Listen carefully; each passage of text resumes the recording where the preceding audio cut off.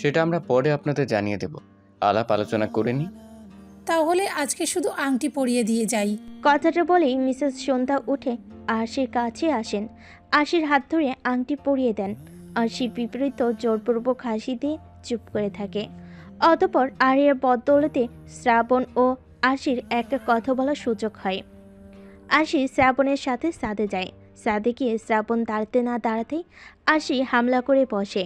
সে দাঁত কিরমির করে শ্রাবণের শার্টের কলার ধরে বলে, আপনারা সবাই এতদিন যাবৎ আমার সাথে মজা নিয়েছেন, সবকিছু জেনেও না জানার ভান করেছিলেন। সকালবেলা তো বলেছিলেন ওয়াও কংগ্রেটস, এখন বুঝতে পারছি কেন বলেছিলেন ফালতু লোক একটা। এই জন্যই আপনাকে আমার সহ্য হয় না। আমার মনে যাচ্ছে আপনাকে একটা ঘুষি মেরে আপনার মুখের নকশা বদলে দিই। রাগলে কিন্তু তোমাকে দারুণ লাগে, একদম লাল টমেটো। আপনি আমার টমেটো বললেন? এই আপনার সাহস তো কম না। তুমি বুঝে আজকে জানলে যে আমার সাহস কম না? মাঝে মাঝে তুমি এমন ফানি ফানি কথা বলো না বৃষ্টি, ভীষণ হাসি পায়। আর আপনার কথা শুনলে আমার ভীষণ রাগ পায়। মন চায় আপনার এই সিল্কি চুলগুলো যদি আমি একদম টেনে ছিঁড়ে টাকলা করে দিতে পারতাম, মনে অনেক অনেক শান্তি পেতাম। তাহলে ওকে, ছিঁড়ে ফেলো, আমার তো তাতে কোনো প্রবলেম নাই। তুমি একটা টাকলা জামাই পাবে, তখন লোক সমাজে কি বলবে? যে আমার জামাই টাকলা, মানে প্রেস্টিজে লাগবে, তাই না? আশি এবার শ্রাবণের কলার ছেড়ে ধাক্কাতে ধাক্কাতে রেলিংয়ের কাছে নিয়ে যাচ্ছে আর বলছে, আপনি এত বিরক্তিকর কেন, এত অসভ্য কেন, সবসময় আমার খ্যাপাতে হয় কেন আপনার? বলতে বলতে রেলিংয়ের কাছে পৌঁছাতে শ্রাবণের দেহের উপরি অংশ কিছুটা বাহিরের দিকে ঝুঁকে পড়ে।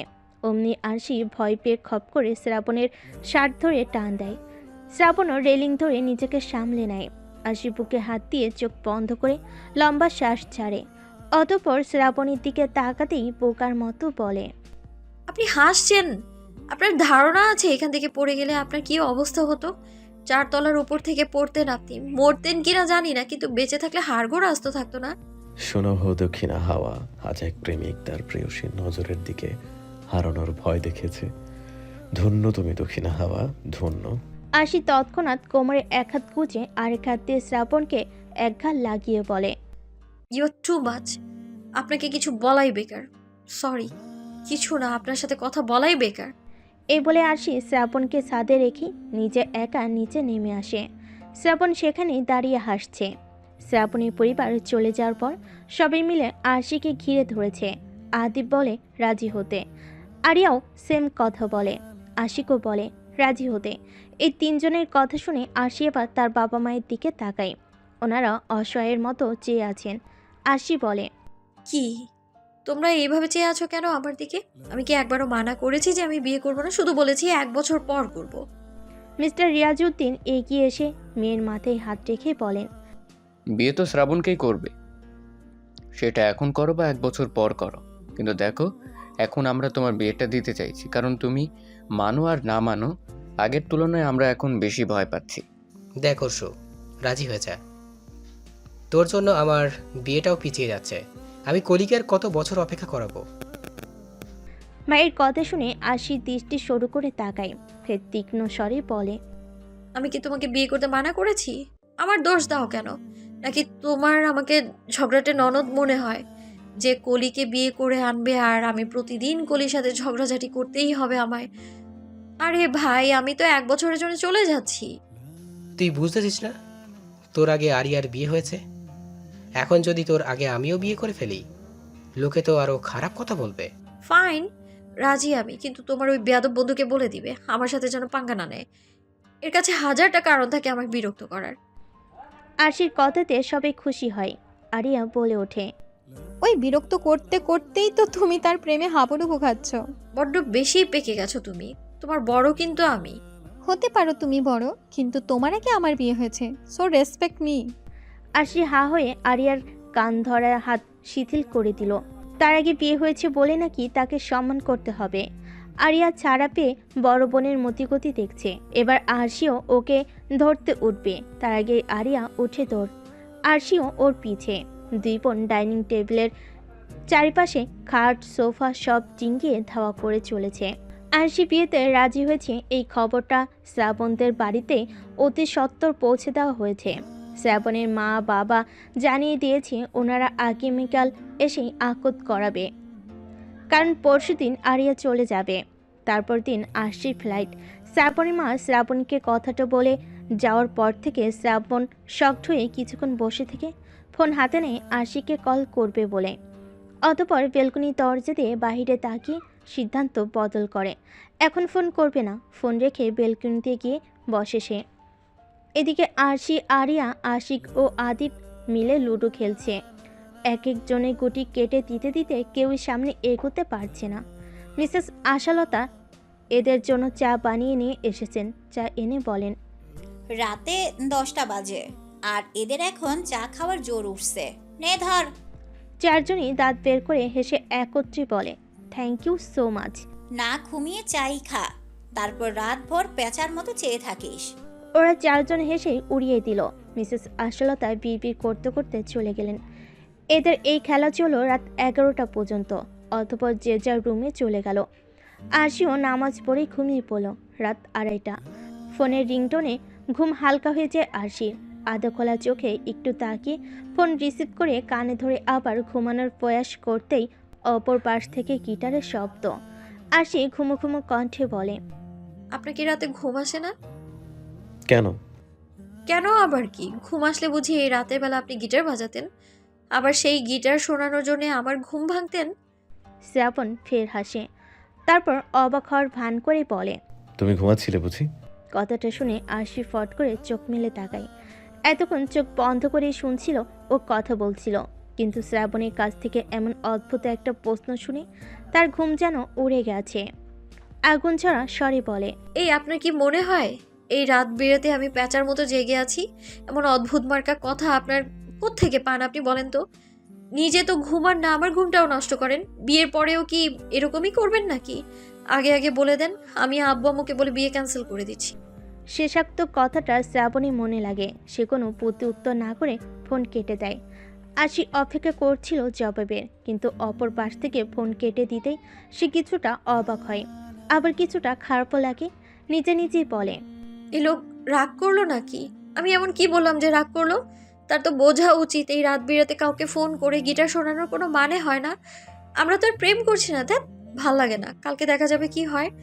এখনো পর্যন্ত সে আমার হাজব্যান্ড হয়নি, আর না আমার বয়ফ্রেন্ড। সো সে রাগ করলে করুক, আই ডোন্ট কেয়ার। হাজব্যান্ড হলে তারপর ভেবে দেখবো। অতপর সে ঘুমিয়ে পড়ে। এদিকে শ্রাবণ নিস্তব্ধতার মাঝে বসে আছে। এক দৃষ্টিকে অন্ধকার অম্বরপানে চেয়ে আছে। আকাশে থেকে থেকে বিদ্যুৎ চমকাচ্ছে। হয়তোবা শেষ রাতের দিকে বৃষ্টি নামবে। ভেবেছিল বিয়ের আগের দিন রাত হিসাবে আরশি হয়তো এক্সাইটমেন্টে ঘুমাতে পারবে না, তাই রাতভর ফোনের দুই পাশে দুজনে জেগে থাকবে। অতপর আরশির কণ্ঠস্বর শুনে মনে হচ্ছিল যে ঘুমাচ্ছিলই। দীর্ঘ নিঃশ্বাস ছেড়ে শ্রাবণ নীরব বসে রয়। সকালে ঘুম থেকে উঠে আরশিকে মেহেদি পরাতে বারান্দায় মাদুর পেতে বসেছে আরিয়া। শেষ রাতের দিকে বৃষ্টি হয়েছিল বিধায় পরিবেশ এখনও ঠান্ডা। রোদও ঠিকভাবে ওঠেনি। বারান্দার টবে কামিনী ফুলের গাছটাতে বিন্দু বিন্দু জল জমে আছে। গাছের নিচে 3-4টা ফুলও পড়ে আছে। সুঘ্রাণ আসছে কিছুটা। আরিয়া খোশ মেজাজে মেহেদি পরাচ্ছে। এদিকে আরশি অনবরত কথা বলে চলেছে। গতকাল রাতে কি হয়েছে, শ্রাবণ কি ভাবতে পারে, এসবই বলছে। আরিয়া বারবার তাতে মনোযোগ হারাচ্ছে। সে কপাল কুঁচকে মৃদু থমকে উঠে বলে, থামো না আপু, এতই যখন চিন্তা হচ্ছে তাহলে যখন কলটা কেটে দিয়েছিল তখন কেন কল ব্যাক করোনি? এখন এসব বলে কি হবে? শ্রাবণ ভাইয়া যখন আসবে তখন সরি টরি বলে দিও। এখন আমার মনোযোগ নষ্ট করো না। এখন যদি হাতের মেহেন্দি খারাপ হয় পরে নিজেই ঘ্যান ঘ্যান করবা। তোর মেহেদি দেওয়ার কাজ তুই দে। আমি কি তোকে বলেছিলাম আমার হাতে মেহেদি দিয়ে দে? তুই তো নিজেই দিতে এসেছিস। চুপ করে থাকো তো। নাস্তা না খেয়ে তোমাকে মেহেন্দি দিতে বসেছি। রাতেই দিয়ে দিতে চেয়েছিলাম কিন্তু তোমার। এখন তোর মনোযোগ নষ্ট হচ্ছে না? চুপচাপ কাজ কর। আমিও কথা বলবো না, তুইও কথা বলবি না। আরিয়া মুখ ভেঙচি দিয়ে মেহেদি পরাতে থাকে। দুপুর 1টার দিকে শ্রাবণ ও শ্রাবণীর পরিবার এসেছে। সাথে শ্রাবণের মামা চাচারাও এসেছেন। আরশিকে আরিয়া তৈরি করে ফেলেছে। শ্রাবণীর পছন্দ করা শাড়িটাতে আরশিকে দারুণ লাগছে। হালকা মেকআপ, তবে ডার্ক আইশ্যাডো ও ডার্ক মেরুন লিপস্টিকে হালকা সাজকেও গর্জিয়াস করে দিয়েছে। আরশি নিজেকে ভালো করে আয়নায় দেখে নিয়ে আরিয়াকে শোধায়, সব ঠিক আছে না? আমারও ভয় করছে। তোমাকে হুড়পুড়ি লাগছে আপু। আর ভয় পাচ্ছ কেন? রিল্যাক্স। ওখানে গিয়ে তোমাকে কিছুই করতে হবে না। কাজী সাহেব যখন তোমাকে কবুল বলতে বলবে তখন এক নিঃশ্বাসে 3 বার কবুল বলে দিবে, তারপর ঝামেলা শেষ। সইয়েছি। আরশি আয়নাতে আরিয়ার উদ্দেশ্যে বিরক্তির দৃষ্টি নিক্ষেপ করে। আরিয়া তাতে দাঁত বের করে হেসে তাড়া দিয়ে বলে, চলো চলো, আম্মু একটু আগে বলে গেছে তোমাকে নিয়ে আসতে। এখন আরশিতে এই আরশিকে দেখে আর মন খারাপ করো না। এই আরশি রূপকথার মায়ায় আরশি না আছে তোমার প্রশ্নের জবাব দেবে। একটু হাসো, স্মাইল প্লিজ। আরশি হাসলে আরিয়াকে তাকে নিয়ে বসার ঘরের দিকে যায়। নাম ঠিকানা বলে কাজী সাহেব আরশিকে কবুল বলতে বলে। আরশি মাথা নিচু করে 3 বার লম্বা শ্বাস নেয়। এতটুকু সময়ে শ্রাবণ অস্থির হয়ে গেছে। অতঃপর যখন আরশির কণ্ঠস্বরে আলহামদুলিল্লাহ কবুল শব্দ দুটো শুনে, তখন তার যেন হৃৎপিণ্ডটা নিজের স্বাভাবিক গতির থেকে রিদম বাড়িয়ে দিয়েছে। আদিপ শ্রাবণের পাশে দাঁড়িয়ে, যে শ্রাবণের ঘাড়ে হাত রাখে। শ্রাবণও ঘাড় ঘুরিয়ে আদিপের দিকে তাকলে আদিপও ওকে ইশারায় শান্ত হতে বলে। পরপর 3 বার কবুল বলে আশির চোখ বন্ধ করে ফেলে। এবার শ্রাবণের পালা। কাজী সাহেব শ্রাবণকে কবুল বলতে বলে শ্রাবণও নীরব। আদিপ পাশ থেকে আলতো ধাক্কা দিলে শ্রাবণ দ্রুত 3 বার আলহামদুলিল্লাহ কবুল বলে দেয়। আরিয়া ও আশিক আরশির পাশে দাঁড়ানো। ওরা দুজন মুখ টিপে হাসছে। অতঃপর উপস্থিত সকলে দোয়া করে। মিস্টার রিয়াজউদ্দিন আরিয়াকে মিষ্টি আনতে বলেন। মিষ্টি মুখ শেষে এবার খাওয়া দাওয়ার পালা। আরশিকে আরিয়া রুমে রেখে এসে শ্রাবণের কাছে গিয়ে বলে, ভাইয়া, আপু আপনাকে ডাকছে। কখন ডাকলো? আমি তো দরজার কাছেই ছিলাম। আরিয়া আশিকের দিকে যে একটা রাগী লুক দেয়। অতঃপর দাঁতে দাঁত পিষে বলে, আমার কানে কানে বলেছে, সেটা তুমি কিভাবে শুনবে? শোনার কথা কি তোমার? আশিক ভ্যাবলা কান্তের মতো হেসে মাথা নাড়ায়। শ্রাবণ আশিকের কাঁধে 2 বার আলতো চাপড় দিয়ে আরশির রুমের দিকে যায়। শ্রাবণ যেতেই আরিয়া আশিককে টেনে নিজের রুমে নিয়ে যায়। তারপর দরজা লাগিয়ে কণ্ঠস্বর নিচু করে শাসনের সুরে বলে, এই, তুমি বলদের মতো কথা বলো কেন? তোমাকে সকালে বলেছিলাম না যে আপুর সাথে রাতে ভাইয়ার কিছুটা মনোমালিন্য হয়েছে? আমার আপু তো জীবনেও নিজ থেকে কথা শুরু করবে না, তাই আমি একটু হেল্প করেছিলাম। সেখানে তুমি সরি, আমি বুঝিনি। তুমি তো আমাকে সামান্য হিংস দিলে পারতে, তাহলে আমি চুপ করে থাকতাম। হয়েছে, বাদ দাও, ওদের ঝামেলা মিটে যা। কারণ পরশুদিন আপু চলে যাবে লং ডিস্টেন্স। সামান্য মনোমালিন্য মিটে যাওয়াই ভালো। আশিক হ্যাবোদক মাথা নাড়ে। শ্রাবণ আশির রুমে গিয়ে নক করে। আশি দরজার দিকে চেয়ে শ্রাবণকে দেখে বলে, আসুন। শ্রাবণ রুমের ভেতরে যায়। শ্রাবণ চুপ করে দাঁড়িয়ে থাকে। আশি ফের তাকিয়ে শ্রাবণকে দাঁড়িয়ে থাকতে দেখে বলে, বসুন। ধন্যবাদ জানিয়ে বসে। এরপর আবার নীরবতা। আশিও কিছুক্ষণ মাথা নিচু করেই ছিল, কিন্তু এই নীরবতা তাকে আরও অস্বস্তিকর পরিবেশে ফেলেছে। বিদায় নিজেই নীরবতা ভাঙে, বলে, কালকে রাতে ঘটনার জন্য সরি। আমি আসলে ওভাবে বলতে চাইনি, আপনি প্লিজ কিছু মনে করবেন না। আসলে এত রাতে বেলা ঘুম ভেঙে গেলে মেজাজ তো সামান্য খিটখিটে হবেই, তাই না? ইটস ওকে, আমারও বোঝা উচিত ছিল। আসলে আমি ভেবেছিলাম আমি যেহেতু ঘুমাতে পারছি না, তুমিও হয়তো, যাকে সেসব বাদ দাও, আমি কিছু মনে করিনি। তুমিও মন খারাপ করে বসে থেকো না। অতঃপর দুজনে দুজনের দিকে চেয়ে হাসি বিনিময় করে। সেদিনের মতো শ্রাবণ ও শ্রাবণীর পরিবার চলে যায়। শ্রাবণকে থাকতে বলা হয়েছিল, কিন্তু আশির দিক থেকে কোনো পজিটিভ সাইন না পেয়ে শ্রাবণ নিজেই থাকতে চায়নি। এদিকে আশি সন্ধ্যা থেকে ঘুমিয়ে এখন রাত 11টা বাজে। ঘুম থেকে উঠে অলস বসে আছে। মিসেস আশালতা খাবার খাইয়ে দিয়ে যান। এখন নামাজ পড়ে এসে ফোন নিয়ে বসেছে। কিছুক্ষণ গেমস খেলে। মিমস দেখে এখন তার বিরক্তি লাগা শুরু হয়েছে। ভাবলো শ্রাবণকে ফোন করবে কিনা। যদি কিছু ভেবে বসে, দোটানায় ভুগছে খুব। আমাকে যখন রাত 2টা-3টায় কল করে তখন সে তো ভাবে না, তো এখন মাত্র 12টা বাজে, আমি কেন এত ভাবছি? এসব ভেবে সে শ্রাবণের নাম্বার ডায়াল করে। 2 বার রিং হওয়ার পর শ্রাবণ রিসিভ করে।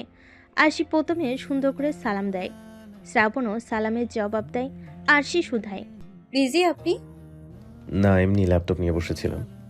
ও, ঘুমাবেন কখন? ঘুমাবো। তুমি এ সময় না ঘুমিয়ে ফোন করলে যে? আমি সন্ধ্যা থেকে ঘুমিয়ে উঠেছি, একটু পর আবার ঘুমাবো। তাহলে ঘুমিয়ে পড়ো। আরশি কিছুক্ষণ নীরব থাকে। শ্রাবণের কথাতে আগের মতো ভাইব পাচ্ছে না সে। কেমন যেন বিষণ্ণ কণ্ঠস্বর। আরশি সন্ধিয়ান স্বরে প্রশ্ন করে। আপনার মন খারাপ? মন খারাপ হবে কেন? সে তো আপনি জানেন, আমি কিভাবে বলবো? আমি তো জাস্ট এটা ওটা সন্দেহই করতে পারি, সঠিক জবাব তো আপনিই জানেন। কিছুই হয়নি, ঘুমিয়ে পড়ো। আপনি এখনো গতকাল রাতের কথা ধরে বসে আছেন। সরি তো বললাম। তুমি অযথা ভাবছো, আমি ওই কারণে কিছুই মনে করিনি। তাহলে আসলে আমি পরশুদিন তোমার সাথে ইটালি যেতে চেয়েছিলাম, কিন্তু কেন? আপনি ইতালি জব নিচ্ছেন? আরে না, এমনিতেই তোমার সাথে যেতে চেয়েছিলাম, কিন্তু ভিসা এত জলদি হচ্ছে না। আমার ফ্রেন্ডের ফ্রেন্ড জানালো কম করে 2 সপ্তাহ লাগবে, আরও বেশি লাগতে পারে, বলা যায় না। ও, সমস্যা নেই, আপনি আমাকে নিয়ে চিন্তা করবেন না। আমার ওখানে কোনো অসুবিধা হবে না। 1 বছর তো ছিলাম, কোনো অসুবিধা হয়নি। তাছাড়া আমি তো একা থাকি না, আমার সাথে আরও 5-6 জন মেয়ে থাকে। এখন আপনি গেলে আমার রুমমেটকে অন্য রুমে শিফট করতে হবে, অথবা আমাকেই আপনাকে নিয়ে কিছুদিনের জন্য অন্য কোথাও থাকতে হবে। ঘুমাও, পরে কথা হবে। এই বলে শ্রাবণী কল কেটে দেয়। আরশি হতাশ নিঃশ্বাস ছেড়ে নিজেই বলে। আমি কিছু বললেই দেখি ওনার খারাপ লেগে যায়। এখন আবার কি এমন বললাম যে ফোনটা কেটে দিল? কিছুক্ষণ আকাশ পাতাল চিন্তা করে আবারও নিজেই বলতে থাকে। উনি কি ভাবছেন আমি ওনাকে যেতে মানা করছি? কিন্তু আমি তো ওনাকে মানা করিনি, আমি তো ওনার চিন্তা কমানোর জন্য বললাম। তাছাড়া সত্যিই তো বলেছি, উনি সেখানে গেলে তো আমার ফ্রেন্ডকে বা আমাকেই ওনাকে নিয়ে শিফট হতে হবে। সত্য কথা বললেও মানুষ মাইন্ড করে বসে। ধ্যাৎ, ভালো লাগে না। এই বলে আরশি ফোন হাত থেকে রেখে কাঁথা টেনে চোখ খিচে ঘুমানোর চেষ্টা করছে। ওইদিকে শ্রাবণ ভাবছে। আরশি চাচ্ছে না আমি ওর সাথে যাই। ও তো সময় চেয়েছিল, ওর ইচ্ছের বিরুদ্ধে প্রেশারাইজড করে আগদের জন্য রাজি করিয়েছে সবাই। আমি তো ইতালি যাওয়ার প্ল্যান ক্যান্সেল করে দিব? নিজের ভাবনা চিন্তার উপর শ্রাবণ লাগাম টানতে পারছে না। যতই মনোযোগ হটানোর চেষ্টা করে ততই এই চিন্তা তাকে জেঁকে ধরেছে। অতঃপর মস্তিষ্কে রেস্ট দিতে লো ডোজের স্লিপিং পিল খেয়ে নেয়। আজ আরশির ফ্লাইট। ঢাকা আন্তর্জাতিক বিমানবন্দর থেকে প্রথম কাতারে, তারপর ইটালির ফ্লাইট। সকাল 10টার ফ্লাইটে ঢাকা থেকে কাতারে যাবে আরশি।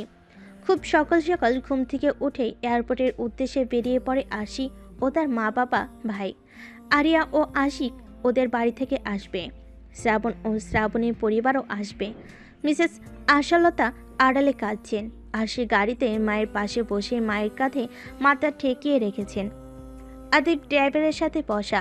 9টার মধ্যে এয়ারপোর্টে পৌঁছে যাবে ওরা। এয়ারপোর্টে পৌঁছে ফ্লাইটের সময় অপেক্ষা করছে। ইতিমধ্যে আরিয়া ও আশিক এসে পৌঁছেছে। মিসেস আশালতাকে মাঝে রেখে 2 মেয়ে 2 পাশে বসা। মিসেস আশালতা নিজের আবেগ সামলাতে পারছে না। এখন তার কাছে 2 মেয়ের একজনও থাকবে না। ছিল সারাদিন অফিসে থাকবে। ওনার মনের অবস্থা খুবই নাজুক। 9:30টার দিকে শ্রাবণরাও এসে পৌঁছেছে। মিসেস সন্ধ্যা মিসেস আশালতার পাশে বসে সান্ত্বনা দিচ্ছেন। আরশি ও শ্রাবণ একটু দূরে গিয়ে বসেছে। দুজনেই চুপ। নীরবতা ভেঙে শ্রাবণ বলে। তুমি সাবধানে থেকো। আমি জানি 1 বছর তুমি সেখানে একাই ছিলে, কিন্তু অ্যাজ আ হাজব্যান্ড আমারও চিন্তা হয়। আপনি কি আবার আমার কথায় রাগ করেছেন? দেখুন, আমি আপনাকে যেতে মানা করিনি, আপনাকে জাস্ট টেনশন করতে নিষেধ করেছি। প্লিজ আমার কথা কেউ অন্যভাবে নেবেন না। অন্যভাবে নেইনি, আমি বুঝতে পারছি। আমাকেও কানাডা ফিরতে হবে। 2 মাসের ছুটিতে এসেছি। কবে ফিরছেন? ভাবছি জলদি ফিরে যাব, যাতে পরবর্তীতে বেশি ছুটি পাই। এখন যেহেতু ইতালির ভিসা পেতে টাইম লাগবে। ও আচ্ছা, আপনিও নিজের খেয়াল রাখবেন। আপনি কানাডায় আর আমি ইতালিতে, 6 ঘন্টার ডিফারেন্স। তাই কমিউনিকেশনে কিছুটা ঝামেলা হবে। একটা কমন টাইম বের করতে হবে দুজনের। বের করে নিব। দুজনে আবারও নীরবতায় আশ্রয় নিল। শ্রাবণ কফি আনার বাহানায় উঠে যায়। এই সুযোগে আরিয়া ও আশিক এসে আরশির পাশে বসে। আশিক প্রথমে শুধায়। আপু, শ্রাবণ ভাইয়ের সাথে তোমার কোনো প্রবলেম নেই তো? দেখো, দুজনের মধ্যে লং ডিস্টেন্স শুরু হবে, তাই কোনো প্রবলেম থাকলে শর্ট আউট করে নাও। I know long distance maintain করা অনেক টাফ। এই জন্যই আমি বলেছিলাম 1 বছর পর বিয়ে হোক, কিন্তু কেউ তো শুনলই না। তাছাড়া আমি যাই বলি তাতেই এখন ওনার খারাপ লেগে যায়। 2 দিনেই ওনার মধ্যে huge change. Don't know what will happen. Aria ও আশিক একে অপরের দিকে অসহায় দৃষ্টি বিনিময় করে। কিছুক্ষণ পর আশিকে যেতে হবে। মিসেস আশালতা তখন বড় মেয়েকে জড়িয়ে কাঁদছেন। পাশ থেকে আরিয়া ও মিসেস সন্ধ্যা ওনাকে আগলে রেখেছেন। আশিও ইমোশনাল হয়ে পড়েছে, তাও জোর করে মাকে ছাড়িয়ে নিয়ে ইমিগ্রেশন পার করে চলে যায়।